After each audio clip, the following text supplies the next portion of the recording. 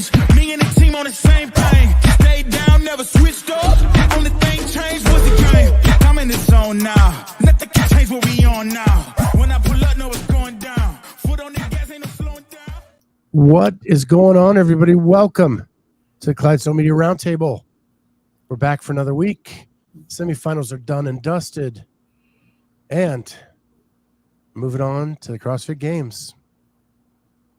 And you just got back. Just got back to these. Ooh. Brand new stickers. Yeah. If you're interested, just DM me. I've already got a bunch packaged up, ready to head out the door. The people wanted them, so got the yellow square. It's kind of, there you go. Yeah. You can see them better on the IG. But On the IG. Blue, our blue with the round one. New logos. I throw in the old stickers too when you do it, so you get a bunch, but there you go. So just DM me, and if you want them, and they're yours for free. People keep asking how much. They're free. I just want our name out there, so there we go. There you go. So how was your experience at Syndicate? So I want to make sure I say this. Okay. Huge shout out to the event organizers. The night and day difference from 22 when they had the semifinals there to this year, like light years better. And really And they weren't so back to back, right? They like where they had two events so close together. We're not at Miss Puffy Pants, Lex. But the venue and oh my gosh, Wilson Pack and his crew, the 12 Labors crew, put on a great show. Last time we were at the media was in the hockey locker room. And this year, I'll bring in our other host. This year, we were actually in a main concourse as the media room, way much more breathing room than we had in years past. But it was upstairs. So you had to go down the stairs to the floor, upstairs to the media room, downstairs to the floor, which was fine. It was cool. And because we had a way more room, and the signage they put up, they put a sign over the whole back wall that was that skull crown logo with Syndicate crown covering up all the ugliness that was back there. It looked freaking awesome. And the stands were packed. If you look at the thumbnail, that was Friday afternoon during a work day. Those were the stands. And it got bigger and bigger as the weekend went on. So do you think it was why do you think it was more filled with spectators versus West Coast Classic? Do you think it was location, or do you think it was the strength of the field? Because we were there. I don't know. But I talked to so many people who said now that they've experienced semifinals, they're not going to the games. They're going to go to semis instead. They had so much more fun at semifinals. And I've been preaching that. It is so much more fun to go to semis than the games. Yeah, I would imagine Knoxville's a lot more affordable than LA. For sure. I was totally thinking that too, and easier to get to. Yeah, and more centralized than something on the East Coast. Like people from the Midwest could get there. People from, all over could get there more easily, I think. And Mayhem's an hour away. Yep. Proven's right there. Proven's 2 hours away. TTT is 3 or 4 hours away. So you're 4 hours from Atlanta. You've got, it's 5.5 hours from Columbus to Knoxville. Yeah. That's not a bad drive. Right. It's so centrally located. You can get from anywhere, and all the major camps in the Midwest kind of are in driving distance. And there were so many Mayhem athletes there. So many Mayhem athletes. And they're an hour down the road. Yeah. Like, that had to help, of course. Yeah, because they could go home and sleep in their own beds. If they wanted, yeah. Yeah. I mean, Rich was there all 3 days. Yeah. He competed in the community event. Cool. So, and I think the community event helped too, because Vendor Village was packed every time I walked through it, it was packed. And Northern Spirit sold out of stuff on Friday. Wow. So yeah, it was a much better experience than the West for sure. But it was great. We got really good access for the first time ever. They gave us finish line access. So in years past, they had the elevated finish line at Knoxville. Yeah. We did not put that in this year. And then there was a gap between the finish line and the VIP family and friends section, which was the end. Yeah. And media could be there. There was just a red taped area you had to be in to stay out of the camera's view. Yeah. I saw you several times. Oh But yeah, right. Last year they had you had to jump up to the. Yeah, you had to be up in the stand. You were like a sniper up in the upper. Yeah, I remember that. That was the same menu then. Okay. Yep. Yeah, remember when you were sitting in the locker? Didn't have to do that this year. I remember though, I got some really cool shots of like wall balls at the end at the starting line, because like they have that balcony where you're like right over and seeing. That was kind of cool. But So yeah, you still had that balcony access for the rig. Okay. But on the opposite end, the finish line, we had access now on the floor to get finish line shots. Very cool. So yeah.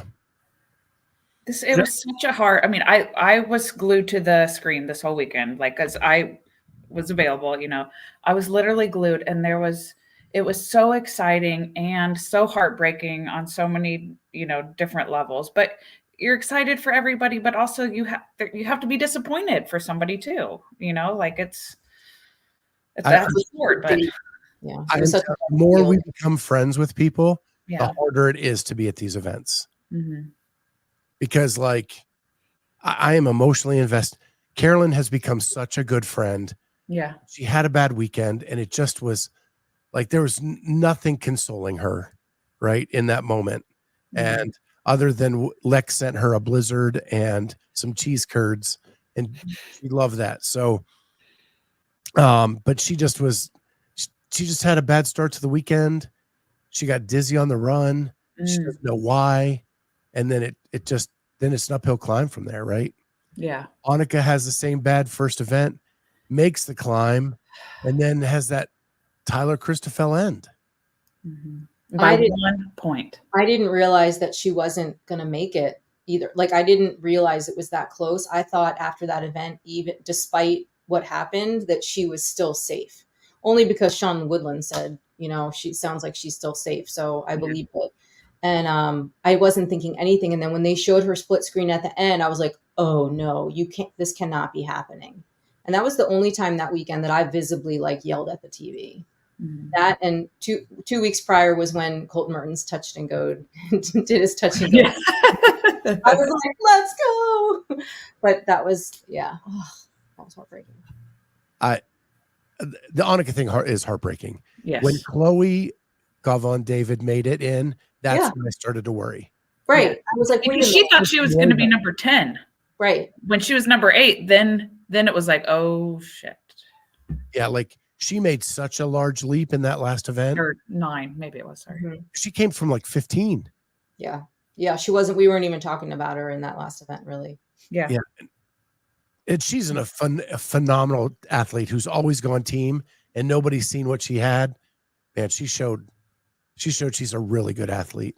Yeah. But on the bright side, I fell in love with Joey Piero. I cannot get enough of that guy. He's charismatic for sure. I was interviewing Marquand Jones in the back, and we were walking out, and Marquand went up to him and said, "How'd that go for you, Joe?" And he's like, "Well, I was bound and determined to get dead last. I got a little bit of a lead, but then thank God I got a no rep, and then I fell to dead last. So I solidified my position. And then he went touch and go on the last bar of the snatch complex. And he said, I knew to salvage my weekend, I had to pull that off. Yeah. And he made it look easy. Like he didn't have the Colton sideways shuffle with his. Yeah. But he is such a cool guy. Like he's just, I want to hang out with him all the time. He's Jersey boy too, right? Yeah. His Instagram is Jersey JP. Yeah. He was one of the first guys that I interviewed 3 years ago when we started doing these. Yeah. I watched it back because I interviewed him this year just to Yeah. get what you guys had talked about. And he was funny on that one. Mm-hmm.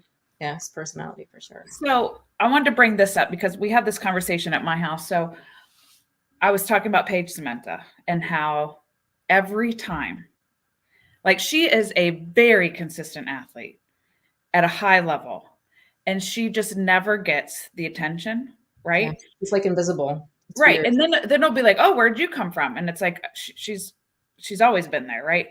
And so I'm bringing that up to my family, and here's their perspective. And so I'm curious what you guys think. They were like, she's not this flashy kind of athlete, though. I think it's her temperament that she's not a flashy athlete. But at the same time, which I could hear that, like, and see that, like, she is kind of a more of a reserved kind of person. But why aren't they talking about her? Kat, you got anything? Because I'll go if you want me to. But Does she have an agent? No. she gets no media exposure. No. Other than from us. And I think she's freaking awesome. Here's the thing. She doesn't have any home runs. Right? Like, she's going to finish higher than Danny Spiegel, but Danny Spiegel is going to do something in that weekend you're going to remember. Paige is just going to be solid. And if she was in the West, maybe she hits a home run. But in this region, there's just too much talent for her to like stand out and hit that home run.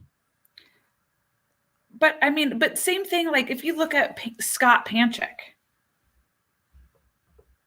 I mean, he was pretty similar in that sense, right? Where he's just like Mr. Consistent. Yeah, I think that was a different era. Yeah. I think until Paige, is consistently top 5, I don't think people are going to pay attention, or it doesn't seem like they have up to this point. And Lex and Carolyn talk about this all the time. Paige is just an athlete. You can throw anything you want at her and she's going to be able to do it because she's an athlete. Doesn't mean that she's going to hit a home run with it, but it's not going to throw her off her game. Mm-hmm. When she was at Rogue, when they threw the log over under thing at her, she made that look like child's play. And that was a home run for her. It was at Rogue, right? Not at the games or not at whatever, but I think she's better this year, like way better. Mm-hmm. It would not surprise me if she doesn't approach the top 10 at the games. I think it's going to be tough to get top 10, but like approach in that Emily Rolfe era or area. And is she with the training camp? Misfit. No, Misfit. Or sorry, with Misfit, yeah. Mm-hmm. Which doesn't have a location, right? They're more, I mean, they might, but they're all kind of spread across. So their location is like Maine? Right. She's not there. Like it's, yeah. Yeah. I think, when you think about the people that we know and cover, they have agents. They're with camps that are, really well known. They are putting themselves out there on social media, or they're half naked in their post, or, whatever. Unfortunately, she flies under their radar for sure. And that might be her preference too. That might be how she, puts her head down and does work. Because I would imagine if she wanted to stand out more, she could talk to some folks to figure out how to do that, whether it's getting an agent or. Well, and one thing I've kind of learned with Misfit is they're kind of a self-contained entity. Like they support their athletes through product sales, through like they're almost like an agent. So they own an apparel company, all in one supplement company. They own all this stuff, and their athletes all pitch that stuff too. Right. So it's kind of this self-contained thing that probably limits how big she can be. Right. Or you need someone like Hiller or somebody like Dawad for time, somebody who's making parodies or doing something to sort of highlight her in that way, and then that will start to rally people around her. It's almost like you have to manufacture that sometimes. I'm just throwing it out there because it bothers me that she doesn't get what she earned. No, that's a good topic for sure. Yeah, and she looked great this weekend. Yeah, just great. So super happy with her.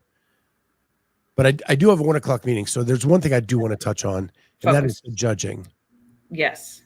And I know a lot of judges, and there were a lot of judges out there that I did not know.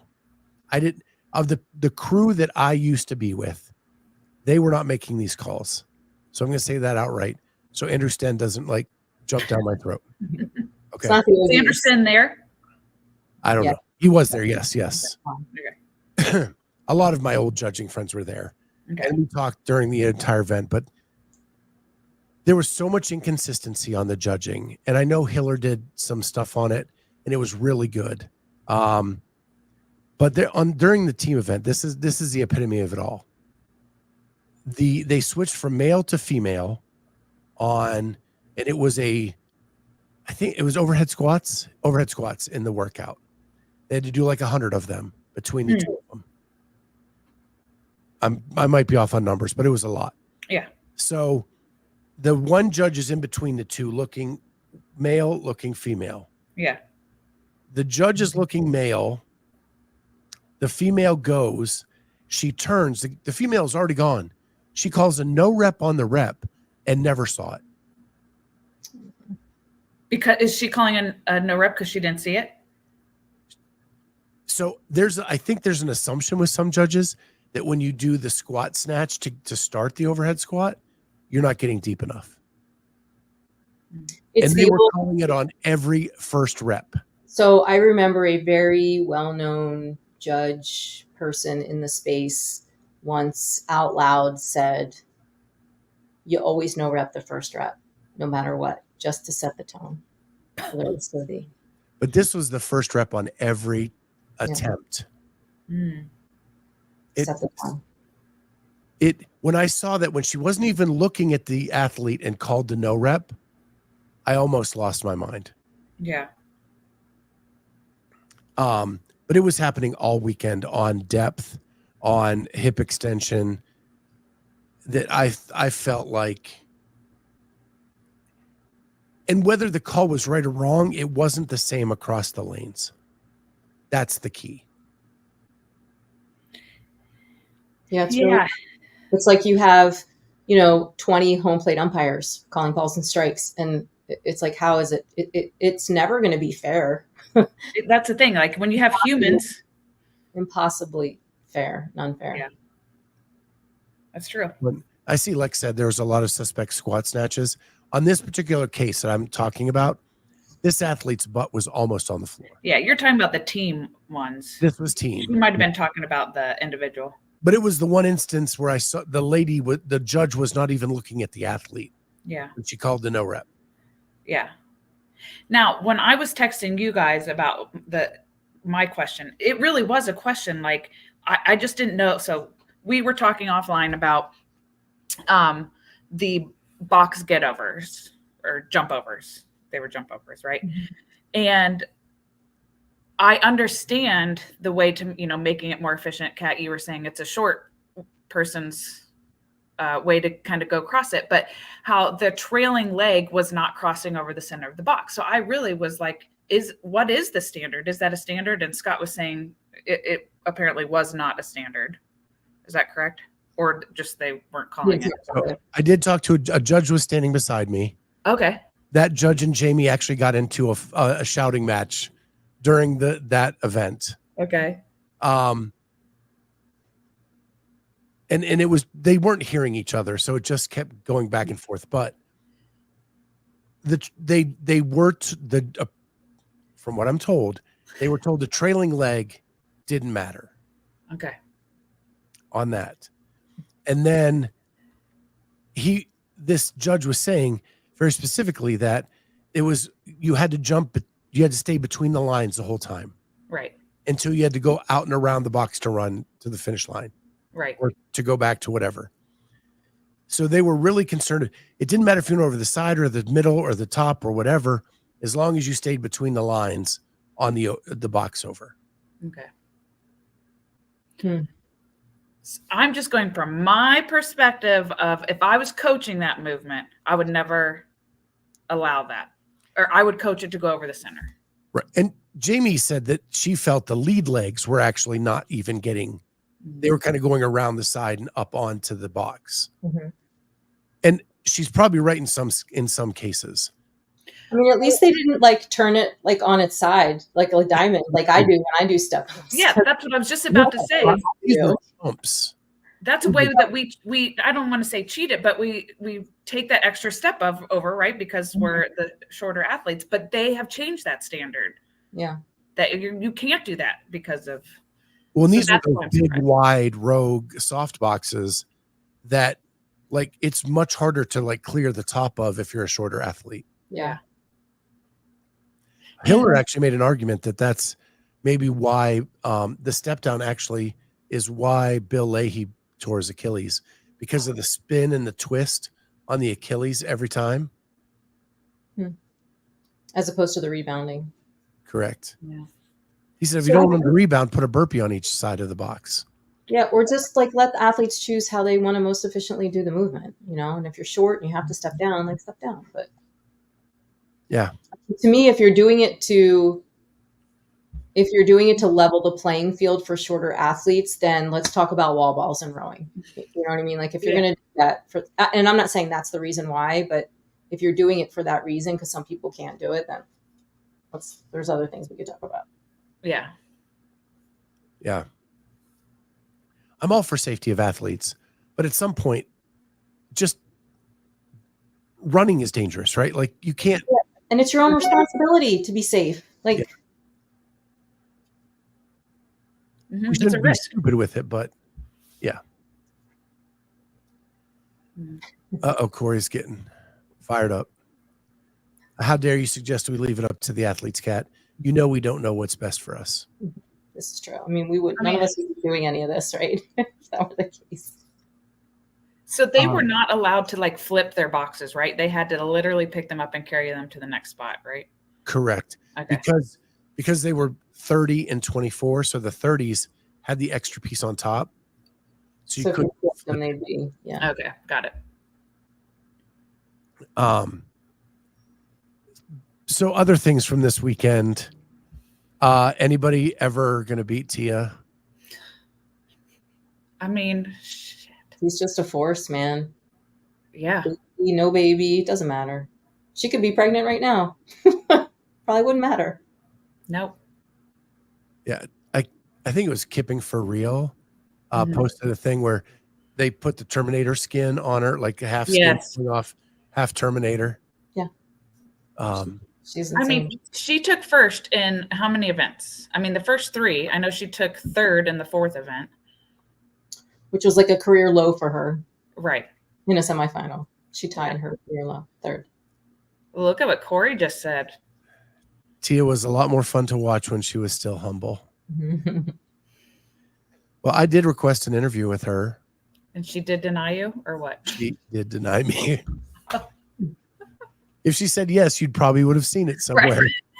Right. No. You know. Did she deny everybody or just you? Lauren has one out there with her. So. Okay. Yeah.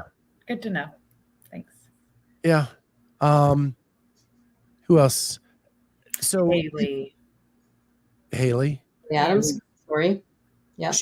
She just looked happy. I know. That's good. And that was awesome. And she did well. Even though she took dead last in that one heat. I mean, But she did not take dead last in the snatch ladder. No. Yeah, I will say I was worried after event 2 as to how that would affect her. You know, and it was definitely a test for her to see how she was going to come back from that. And she did. Yeah, she did great. She passed the test. It was the most loose I saw her before an event was before that event too. Mm-hmm. like almost like she knew I'm just here to have fun on this one because these front squats are going to get heavy. Yeah. Although, did I forward you guys the TikTok, the video that I took from the Syndicate crown the year Jason Hopper won? So 2 years ago, back when it was like a sanctional or something, and it was Haley and Fee Sagafi Yeah. filming a TikTok dance behind the scenes, like before one of the events. I thought that was cute. Corey says Haley was awesome, and can we talk about my girl Shelby? I love it. She looked great. Yeah. I love it that she came in there and proved that she's not just, a one-hit wonder, that she's there. Yeah, and we actually got an interview with her, but the audio did not work. Okay. So bummed. We actually lost an interview with her and Taylor Self and one other person where the audio just clunked out on us. What's funny is I've been thinking about how much better we've been since I was thinking about our Ben Smith interview, and now you did this whole interview and have 3 minutes. I was like, man, we haven't really had any blunders lately. Yeah. Jamie tried a new mic system, and we got to figure that out. Yeah. So the other people, Sam Cornway had an amazing. Love it. That was when he got his sword. Yes, Corey, in case you were asking. Yeah. Sorry. Sam Cornway had a great weekend. He looked all fired up. Mm-hmm. That was awesome. Who else had really good weekends? Dal and Pepper. Yeah. Yeah. There's going to be a moment where he takes over the sport. Right? Where he what? Didn't he beat Roman? He came in second place. He did. Yeah. Beat Roman Kemphoff. Here's the best part about Dallin and the lunge workout. We're watching it live, and I literally, who was ahead of him about to cross? Someone was ahead of him, and I was like, this is Dallin's. This is Dallin's. And finally, I got respect for my family that I know what I'm talking about. Isn't that fun when you're watching and you make a statement, you say something really smart, and then like Sean or somebody on the broadcast says like the same thing or something else, and you're like, see, I knew what I was talking about. Mm-hmm. Well, my smart call was Jack Rosema as the dark horse to make the games. Yeah, he freaking killed it. What he finished 6th, something like with all those big guys. Yeah. And I love that guy, and I can't believe Amy's not like all over him. He was an OSU wrestler. But I'll give him some Buckeye props. Yeah, he's going to the games. He called top 5 at the games on our interview. He called it? He called it. We've had that happen before, and it's worked out. He said he just wants a free trip to Scotland to get to Rogue. Whatever it takes. Yeah. Perfect time for Rogue to announce they're doing a new qualifying system to get people to their invitational. Right in the middle of the end of semifinals when nobody's paying attention. Right. And then I love it. They're like, this is the system we're going to use, but just know we reserve the right to invite anybody who we want. We can do whatever we want to because we're Rogue. Right. And we are in charge here. So all these formulas and stuff we've thrown out here, yeah, that's how we're going to kind of start the process. But at the end of the day, we're going to pick who we pick. We're going to pick our favorites. Gosh, Austin Hatfield had a great weekend. Mm-hmm. He is a slightly taller version than Colton Mertens of that style athlete. Yeah. But like that 30-inch box didn't affect him as much because of those couple inches. Yeah. Agreed. I forget. Did Travis make it? Mm-hmm. Okay.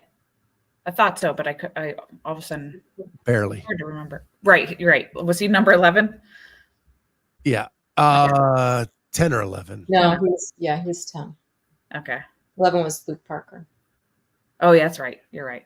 Yeah, it was between Luke and Seth.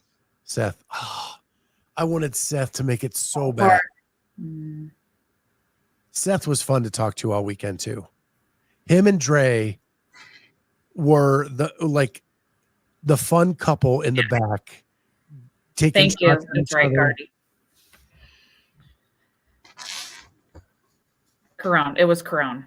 Like I was like, who was it that had to put the dumbbells down? And he made it back too. Mm-hmm. I think Corone was a big surprise because he's had that pec tear for the last year. And he had to withdraw from last year's semis, last year's Wadapalooza, and to get through that last event with the 15 muscle ups and still do okay. Yeah. Were we surprised that Alex Vigno didn't make it, or is he on his way out? I feel like with that field, if he would have been, I feel like that field was too stacked. And there's a lot of people right on the cusp, like Seth, Dre. If Dre keeps going, I feel like if I had to choose Alex or Corone from the very beginning, I would have picked Alex Vigno to make it if one of them were going to make it. So it was just surprising to me. and Vigno had a great start to the weekend. It just and sad because he's adorable. He's just I know he is. He's real easy on the eyes. He reminds me of old Blue Eyes. Who's our friend? Paul Tremblay. Yeah. Those damn Canadians. You can have the Canadians. I'll take the Australian. Paul qualified for the Masters games. Okay, good. We'll see him then. Well, maybe we won't. We'll see him in Birmingham. Yeah. One of my coaches made it to the CrossFit Games. Mark Peters. Cool. For what? What division? He's either 60 to 65 or 65 plus. He was there last year too. So he got to go to the actual CrossFit Games in Madison, which is really cool. And now he'll go to Birmingham in August. So we're excited for him. And then there was another local guy too at the gym I used to work at in Kennett Square, 55 to 59, Kevin McVeigh, who also made it. Nice. Yeah. Two people I know. One other guy who made the Masters games but didn't make it through the weekend was Will Moorad. I know. He looked jacked. Like really jacked. He is jacked. Yeah. But that was sad. Yeah. I think I swallowed a bug. Oh, great. Oh, boy. So the sad part about Will was he had a great first event. Second event fell apart. In an event I picked him to do really well. I come off the floor, go around the corner, and he's laying on the floor with medical in the back. And I was like, well, that's why. There you go. Yeah.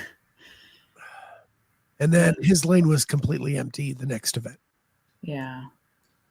Oh, he ended up withdrawing. Is that why we didn't see him again? Oh. That stinks.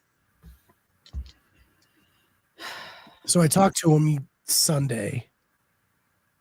He had an MRI last night. Don't know what the outcome of that was, but that will be dependent on whether he can compete at the Masters games or not. Oh, okay. Will. It was a hip issue. Okay. He's got an extra month, games versus Masters. So Yeah, he was with his wife, and he's like, it's just, is it going to, he goes, it depends on what the prize money is. If it's the same as last year, it might be worth strapping it up again. Because I think the 35 to 39 is 25 grand to win. yeah. And if he wins that, if that is a possibility, it may be worth strapping it up again to go. If the prize money is not great, then it may not be, is what he told us.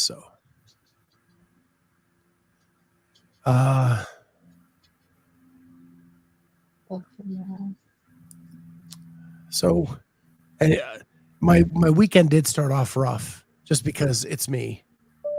We were walking to the venue. What'd you forget? In a giant hole. Oh, you stepped in a hole? and it just jarred everything down my back Mm. and made it pretty awful weekend with back pain. But we made it through. Good. But why? Why would there be a big hole there? Why? Did you forget anything? Did you forget any cords or chargers? Nope. Or meds? Meds. Nope. Had all that stuff. Okay. All right. We're making progress. And you didn't have to worry about sunscreen. It was sunny there for the first 2 days. Sunday was pouring down rain. Oh, that's it. But it like rained before the event.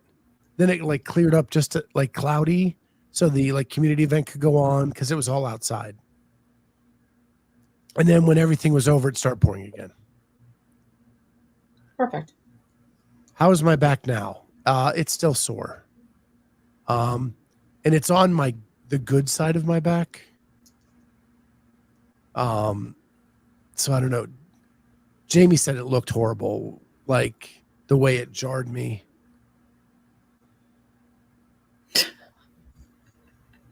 Oh my gosh. Draw your dagger.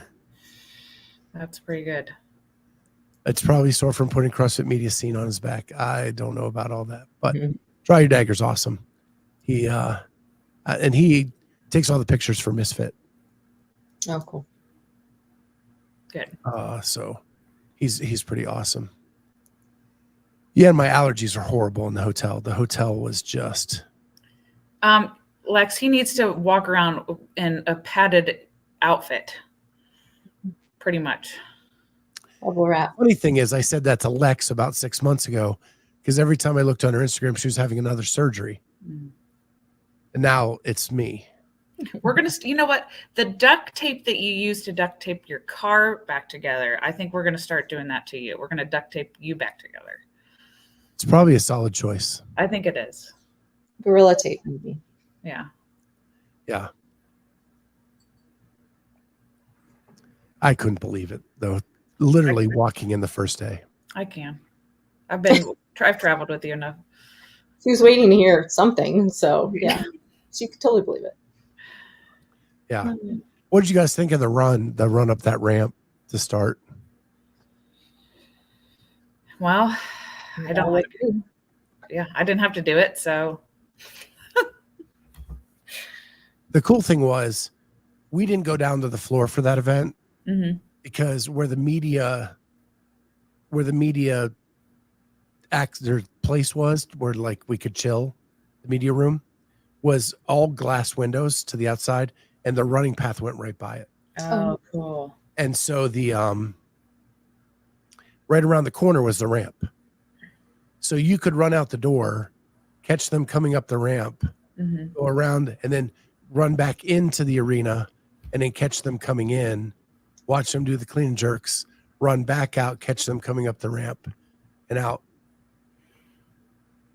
And it was because of where the media access was or our little area was, it made it really easy to run in and out super fast and get more of the action than just the clean and jerks. But so many people look so labored coming up that ramp on the later rounds. Yeah. On the teams, you saw like people with their arms or hands in the back of their teammates, like trying to help them up the, like Noah was doing that to Mathilde up the ramp. Then he was doing it to Tola. Oh man. I've been loving the memes with Tola's face. I'm here for it. Got to meet Mathilde for the first time. Did you braid her hair? I did not braid her hair, but I did get a hug. Oh. She seemed so happy. The pressure of, or the less pressure being on a team than the individual stuff, I think. And she seemed to be having a blast. Yeah. Speaking of braided hair, did you see Dave Castro? I did. He actually approached me, which blew my mind. Very nice. Did he say hi, Scott? Did he ask about me? Call me by name. Okay. He did not ask about you, Kat. He went over and said, "Hey, are you getting everything you need to get? Is there anything we can do for you?" Blah blah blah. I was nice. It was really I was watching Week in Review, and he was saying something about he had to like go get a drink of water or something, and he's like, now if I had someone editing this for me, I would probably edit out that part, but since I don't have anyone doing that for me, I'm gonna leave it in. And I'm thinking, how many times has he asked me to edit stuff out of that Week in Review because he didn't like the way it turned out? I thought it was funny. Yeah. And that's the first time in my life he's ever approached me. That's That's good. cool. I was flattered, really. And he was very nice and very cordial, shook my hand. Yeah. It always reminds me of that time we did those stupid questions with him at the first time we talked to him. Yeah. Yeah. He did make comments to like Amy and I at the press conference last year that He did. we were like the only media entity that were at all the press conferences. Oh, cool.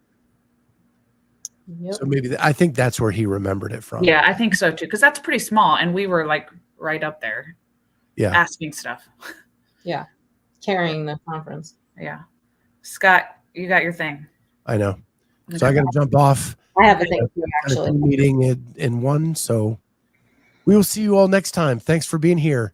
Thanks to everybody in the chat for being here. We'll see you all next week on the Clydesdale Media Roundtable. Bye, guys. See ya.